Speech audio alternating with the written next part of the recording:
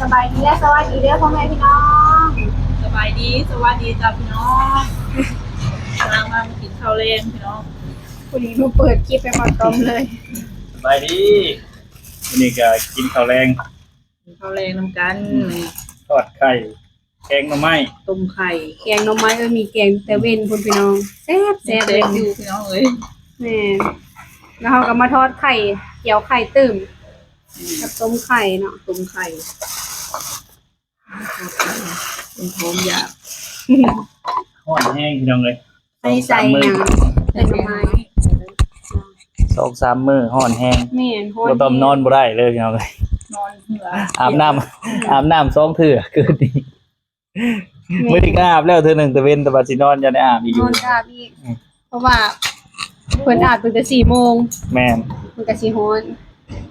อาบน้ำหอมเว้น มาแต่ส่งสการพี่น้องเลยไปส่งสการเขามื้อนี้ มีหลายเติบแกงหน่อไม้ใส่ผักหอมแย่หอมๆเลย แสดงว่าเว้นนี่พากันบ่หิวข้าวเนาะ ไข่ โอ้กินหลายเติบได้ ยกข้าวมา เป็นนี่ก็เบิ่งนี่กันนะ ต้มบำรุงก่อนนะ เสียพลังงานหลายต้องบำรุงไข่ต้ม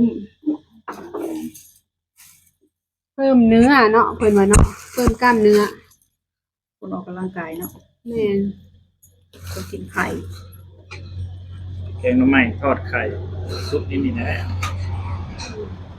วันแกงไม่ตำหัว อยากอยู่ในตำมึงหุงเอามาแล้วก็คือว่าหลายมือแล้วบ่ได้กิน ลาย เนาะ มือเราไม่ได้กิน บ่ได้อากาศร้อนพี่น้องเลย ตำมึงหุงกับปิ้งหนูกินได้เลยแต่มื้อนั้นก็บ่ต้มเปิด เดี๋ยวอะไรหนูกันเฮ็ดเมนูปีกหนู จริง บ่ต้มคนตัวใหญ่เนาะพี่น้องบังเขาทุกไปเลยบ่จัก เห็นปุ๊บ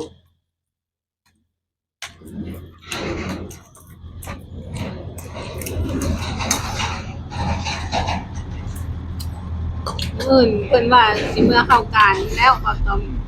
น้ำอื่นเนาะ มือเข้าการ มันสุดมือของการของเขาว่า เจ้าไว้ให้ลงปลาเนาะ น้ำไข่แดง เขาว่าจะลงเป็นปลาอยู่น้องอยู่ค่าย อืม เดี๋ยวเมื่อ หาปลาเขาจะเจ้า มีตัวใหญ่อยู่ประมาณจักโลเท่าที่เจ้าหาเคยได้น้องมีขาย ตัวใหญ่มีประมาณ4-5 โลอ่ะ บ่ ปลาถ้าเบิ่งมืออื่นแต่เก่าปีกายนี่หันได้หลายได้ตัวใหญ่ อืม ถ้าเบิ่งมืออื่นได้ตัวใหญ่ตัวน้อย อืม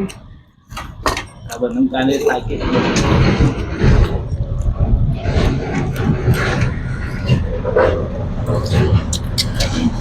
เสียงรถแต่เครื่องแก่ของวุ่นวันเลย เมื่อวานนี้รถน้ำมัน 4-5 คันไปทางเวียง มื้อนี้ก็มีได้เห็นบ่มี 3-4 คัน เห็นมันอยู่ยังขาดเนาะมีเขาว่า น้ำมันเมืองหลวงค่ะ เราคิวกันซื้อ เอามาทางทหาร ย้อนว่ารถมอเตอร์ไซค์รถยนต์อยู่ในเมืองหลาย คนเติมหลายก็เลยขาดมาแถวนอกเฮาค่ะพี่น้องปั๊มว่าง ผ่านไปมื้อนี้ค่ะ แล้วบ้านเขาทุกเขาว่า นั่น เอามาใส่ น้ำมันอย่างก็อัน40อันเอ็ดกับอัน39มัน นิดหนึ่ง40แหละอยู่ลาวเนี่ย นั่นนี่แหละทางไปอุทุมพรมื้อนี้ อืม ปั๊มมันปตท ดีเซลนี่แหละ น่าจะเป็นดีเซลตัว ดีเซล41 41 ที่ห้อน50นะจ๊ะ แอคชั่นพิเศษกับ สงสัยที่ห้อน น้อง 50,000แท้ๆไปลอง เอาอัน ฝั่งไทยเพิ่นเอิ้นหยังเนาะ น้ำมันที่ลงมื้อนี้เด้อว่ะ อืม น้ำมันลงเหมือนเงินบาทขึ้นเหมือน แล้วก็เอาเบาต้อมใส่น้ำมัน50,000เต็มถังเดี๋ยวไปใส่100,000เต็มถัง อืม รวมทั้งน้ำมันเก่าน้ำไรเป็น เบิดอยู่150 บาทเนาะ เราเวลาไปเติมนะแป๊บเดียวเต็มแล้ว อืม แป๊บเดียวเบิดละ แม่ว่าเขาเจ้าปรับความไวบ่หมูฮูเนาะหัวใจน้ำมันเนาะตืดเต็ม น้ำมันเต็มลิตรอยู่บ่เนาะ ว่า เอากระตุกไปซื้อน้องมึงเนาะ กระเบิ่งตามตัวเลขเขา เอากระตุกไปซื้อหัน อืม น่าสิได้อยู่เฮาเบิ่งออกเด้ ยังหิว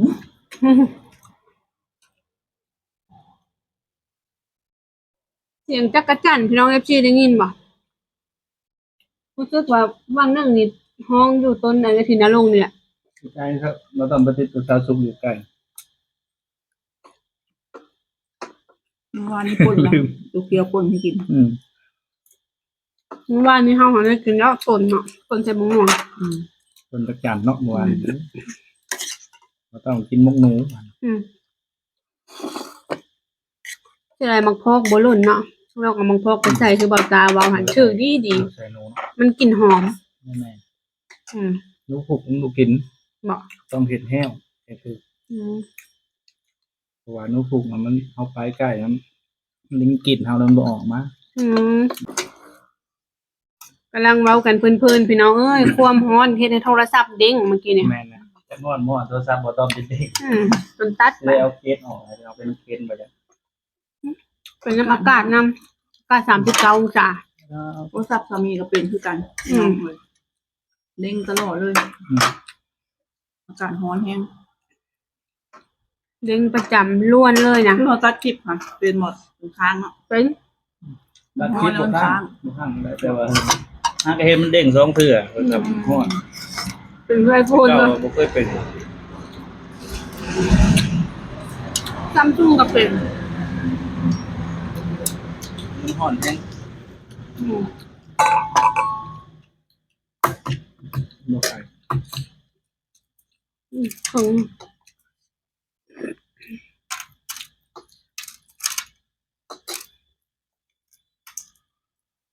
ตอนนี้ข่าวดังขนาดเนอกสุก อืม ข่าวยังก่อนข่าวดัง ลายข่าวเลย เราดังจนคนข้างๆสะดุ้ง ข่าวดัง เราต้มสะดุ้งนะ ข่าหันซบน้องผู้ข่าหันซบเป็นสื่อเดียวกับบ่ต้องไป เราต้มสะดุ้งเลยเวลาแบบเห็นหน้าหมู เบาต้มเบาเล่าวว่าซะ เห็นหมูระยอกเอาบ่ต้อมนี่บ่ไปฆ่าเขาอยู่ไทยนี่โอ้เป็นไปไทยได้บ่ต้อมคนละคนว่ะ แน่นอน เห็นอยู่ FC มาเม่น หมูมักหยอกแนวนี้คือต้มคือกันซื่อๆเนาะพี่น้องแต่คนละคน เห็นข่าวเขาจะรถใจเนาะเบิ่งบ่ได้เลยพี่น้องเลย อืม เบิ่ง ก็รถใจ มันหู ข่าวล่าสุดคือมื้อนี้นะพี่น้องที่แรกอะเนาะพี่ปอนที่ว่าเป็นอันกู้ภัยคนดังเนาะอยู่ไทยผู้ติดตามเพิ่นโอ้4-5 ล้านคน คนช่วยคนหลายหลายพี่น้องเลย สวยคนหลาย ตอนช่วงหลังๆเพิ่นก็เป็นข่าวอยู่ แล้วบัดนี้นะ มีดราม่าเนาะ แม่เพิ่นน่ะใจดีเพิ่นติดต่อหาอันญาติของน้องแรมเนาะ ติดต่อหาว่า ถ้าอยากเอาศพเมื่อบ้านเพิ่นหันสิเมื่อส่งแบบว่าบ่ให้เสียเงินเพิ่นสิช่วยเหลือมาแล้วทางบ้านบ่ฮู้ว่าเพิ่นสิปรึกษากันจังไดเนาะทีแรกหันอยากเอาเมื่ออยู่มาแล้วผัดบ่อยากเอาเมื่ออาจสิเป็นแบบว่ามันทะยอทะยองก็เป็นไปได้เนาะ ไม่เอากลับแบบว่าเป็นนั้น เนาะ เนาะเอากลับเป็นกระดูกเนาะ เอากลับเป็นกระดูก เพราะว่าบ้านเฮามันบ่คือบ้านเพิ่นเนาะ คันเอากลับแบบนั้นกับทางครอบครัวคือสิแบบสลดใจได้ตาเบิ่งคลิปแต่ละคลิปเนาะพ่อแม่เพิ่นน่ะโศกเศร้าเสียใจหลายได้จะคล้องคอยทางบ้านเนาะ กันออกมาก็บ่ได้เอาเข้ามือเฮือนคือเก่า แม่นเอาเข้าบ้านบ่ได้มัน จะแบบแพ้บ้านทางคำบ่ฮานอยู่ว่า ถือได้เนาะ แม่ เอาไปได้แต่ว่า กันออกมาก็มีแต่เข้าวัดเท่านั้น กันออกมาเป็นกระดูกภายในเอามาแล้วเอาเฮือนให้คุณเลย เพิ่นอาจจะปรึกษากันนั้นก็ได้ แม่ พี่น้องทางฝั่งไทยเพิ่นก็ใจดีหลายเนาะเพิ่นอยากช่วยเหลือหลายนั่นแหละแบบ อยากให้นำศพกลับบ้านทีแรกแบบว่า ทางอายของน้องแรมเนาะเพิ่นว่ายันค่าใช้จ่ายสูงแล้วมันมีคนอยากพาซอยกลับ แล้วอาจสิปรึกษากันหลายคู่หลายคนเนาะ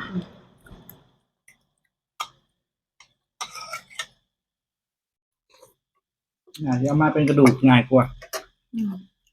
มาก็ แล้วก็ เป็นบุญเฮ็ดหยังแล้ววันนี้เว้าเรื่องคนผู้ขาได้ป่ะเขาสิส่งมาบ่ คุณผู้ค่ายังบ่ฮู้เลยว่าสิได้ส่งมา แต่ว่าเห็นเพิ่นกำลังไปหยังก็มีเพิ่นเอิ้นฝั่งไทยทำแผน ประกอบรับสารภาพ ทำรับสารภาพเนาะ บ่ต้องเบิ่งเห็นบ่นะ ยังยิ้มได้อยู่ เฉยบ่ต้องเบิ่ง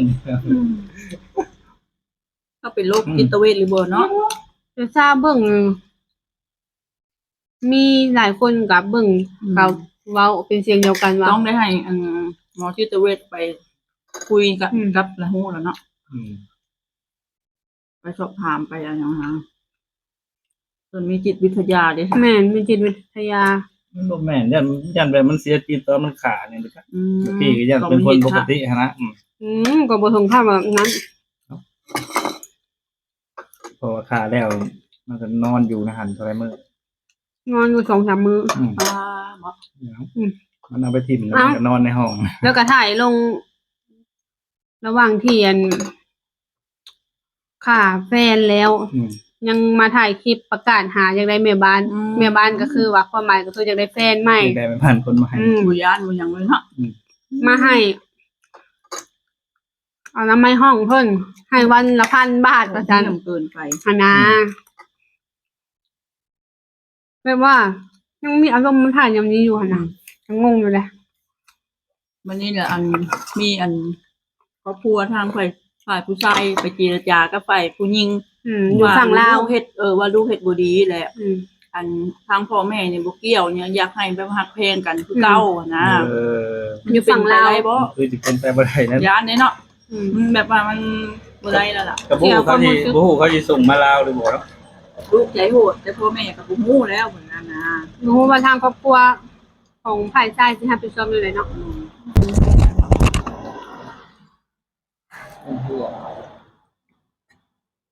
ตอนนี้ก็พากันอิ่มแล้วพี่น้องโทรศัพท์เบาต้มเนาะเด้ง2-3รอบโคตรว่า แม่พากันคุยกันเรื่องข่าวดังเลยพี่น้องโศก เห็น เศร้า แล้วก็ เพิ่น โศกเศร้า อีตนเพิ่นพี่น้องแม่เพิ่นนะเบิ่งข่าวคร่าวๆเขามี เห็นคลิปเพิ่นให้น้ำตาไหลให้อีต้นเนาะแบบว่าถ้าเพิ่นสิเอาคนผิดนั้นมาลงโทษอยู่ลาวบ่หรือว่าลงโทษอยู่ไทยเนาะพี่น้องก็รอติดตามข่าวไปอีกเนาะ แม่น จังได๋ก็อยากให้ลงโทษถึงที่สุดเพราะว่ามันเป็นคดีแบบโหดเหี้ยมเนาะ แม่น ดังแห้งนะพี่น้องตอนนี้นะข่าวหน้าหนึ่งเลย คนลาวนี่มี3คนบ่ เมียง3คน เอาตัวผู้หนึ่งเขาว่าหมอมีลายอ่ะนะ โอ้ หมอมีลายเห็นยังไง หมอมีลายก็คือบีบคอเด้บีบคอสาวอายุ17 ปีแล้วไปทิ่มอยู่หลังพระธาตุอิงหัง แม่น ทางไปบึงว่า ข่าวอยู่ข้าวตัวนี้มาก้อน นักก่อน มาแล้วรถข้าวตัวเท้าต้อมมานี่มารถทับข้าวตัวนี้เลย ตอนนี้นะ ลูกค้าหันศพขึ้นมาลำลังพี่น้อง ราคาหั่นศพโหดกว่า แม่น แต่ตัวอยู่ทิ่มไปทางบึงวะนี่นะบีบคอ ทีแรก มีความแค้นนะ แม่น ก็ ทีแรกบ่ต้องเห็นเขาไล่สดคิดว่าผู้หญิงกับคนไทย แต่ผู้ชายกับคนลาวเพราะว่าเห็นแต่เพิ่นก็รถหาอยู่ตามคลองน้ำนะไล่สดเลือดเห็นขึ้นข่าวหน้าหนึ่งโอ้ดังแท้แล้วเพิ่นเศร้าได้มาเบิ่งข่าวคนลาวหมดคนลาวก็ส่ง ข่าวของคนลาวเอาก็สอง เป็นคนสวรรณเขตเนาะ พัดอยู่ส คน วร สวร ร ร ณ ณ เข เข ต ต เบิดบาดนี้ แม่สวรรณเขตมันเลยสองเรื่อง ดังเล คือย ดังเลย ดัง ดังในทางที่บ่ดีเนาะ แม่ คือว่าข่าวนี่ดังแห้งเนาะ ดังแห้งแล้วก็แบบโคตรหูแห้งไผหูแล้วก็แบบโอ้ยน้ำตาไหล ใครก็ญาตินะว่าง่ายๆถ้าใครก็อยากหายคนลาวเห็นบ่ต้องเป็นคนลาวแซ่ทั่วที่ หลายคนก็อยากไปตีข้าวต้มมันนั่นแหละ แม่น เพราะว่าโหดเหี้ยมโพด แม่น หลายคนหลายข่าวก็ขาก็บ่คือข่าวนี้พี่น้องข่าวนี้บัดข่าวหั่นศพกระแดกในทุ่งยาง บ้าน ดำ เฮาบ่เคยมีจักเทื่อเนาะก็ครั้งแร บ่ ก เคยมี ได้ยินข่าวแบบนี้บ่เคยมีได้ข่าว มีแต่อยู่ไทยพี่น้องเนาะ เคยได้ยินแต่ข่าวดังอยู่ไทยตอนนั้นหลายปี แต่โดนแล้วหลายปีแล้วเศร้า คือว่า เปรี้ยวๆนะ เปรี้ยว คือ แต่ว่ายังบ่โหดจำผู้นี้ ตำรวจ ผู้ เพิ่น นี้ ก็ โหด เก่ง กว่า เนาะเพ เพราะว่าขามาได้2-3มื้อแล้ว จับได้เนาะ พี่น้องไปแจ้งความบ่หรือว่าแนวใด อัน จัง อ้าย ได้นำหา อ้ายอันสาวแรมหั่นแหละ กายเซาแลม ประกาศ หาบ่เห็นแล้วไปแจ้งความบ่ น้องหายเนาะ อืมแจ้งไป ประ แจ้ง มาณ ความเนาะ ประมาณ3วันเนาะ อืม อืม จึงอัน คันว่าบ่มี ว่าตาย คันว่าบ่มีคนไปแจ้งความน่ะถือว่าแล้วเลยเด้อเนาะ บ่แล้วเพราะว่าต้องมีคนพบอยู่แล้วเนาะ มีคนคบ พบ กันสมมุติว่า ถุงด ขาแต่มันหนีมาลาวเลยซะ อืม บ่ได้อยู่หั่น บ่ได้เด้อันนี้มาลาวตำรวจก็นำจับ นำมาจับอยู่ลาวอีก เพราะว่าทำคดีอยู่ไทย ข่าวสาวนั้นได้บ่ที่ว่าฆ่านายจ้าง เออ แล้วกลับบ้านค่ะ โอ้แม่น เขาจับคืน แม่ พี่น้องสาวอยู่ทางภาคใต้ อืม ที่ว่าไปเป็นแม่บ้านดูแลคนสูงวัย แม่น และบ้านนี้เนาะค่านายจ้างแหละ อืม กลับมาบ้าน อืม ตำรวจไทยประสานกับตำรวจลาวแล้ว แม่ นำไปจับฮอดเฮือน อืม ก็สำเร็จก็ได้ อันนี้ก็น่า หนีบ่รอด อันมันหนีมา มัน ลาว มีที่อยู่ เพิ่นเป็นประสาน นี่ นี่ มา นะ ลาวก็จับได้ ในพาสปอร์ตเนาะ เพราะว่าสิหนีมาลาวเลยได้เนาะตำรวจ สิหนีมาแล้วจนมาลงด่านหนองคายแล้ว ตำรวจนำจับอยู่ด่านหนองคาย เลื่อนไปทางใดก็เห็นแต่ข่าวอันนี้แบบ ข่าวเลยพี่น้อง ณปัจจุบันนี้ก็ถือว่ายังแบบติดตามอยู่ ยัง อยู่ในติดตามอยู่ ก็ มีการ ไปตลด ทำแผน พี่น้องแม่ค้า อ้อ ล่มกันแต่เรื่อง ล่มแต่เรื่องนี้ ล่ม เนาะ กันแต่เรื่อง เมอยกันแต่เรื่องนี้เลยไปว่า เมื่อเช้านี้เนาะ ประมาณนี้เลยพี่น้องเนาะกินข้าวแรงมื้อนี้ก็ พากันล้มกันเรื่องบ่ต้มพี่น้องเนาะ อืม ต้มพุ่นเด้อบ่แม่นต้มดี สื่อต้มคือการ สื่ บ่ อ ได้ ต้ม ใจโหดคือกันติ แม่คือต้มคือกันแต่ว่าบ่ได้ใจโหดคือหมอ ย่านเนี่ยพี่น้องเอ้ยเห็นข่าวแล้วก็เนาะ สาวสุกย่านเลยพี่น้องเนาะ เบาต้มแห้งถึกเซล อืมหมู่คู่ก็มักแซวพี่น้องเนาะประมา อ้า ณ ว นี้ บ่ เลย โหด พี่น้อง คือนั้นติกับหมู่สิบัดนี้เนาะ ประมาณนี้เลยพี่น้องเนาะ อืม สำหรับคลิปนี้ก็จะได้ก็ฝากกดไลค์กดแชร์กดติดตามเพื่อเป็นกำลังใจให้พ่อต้อมให้คลิปต่อไป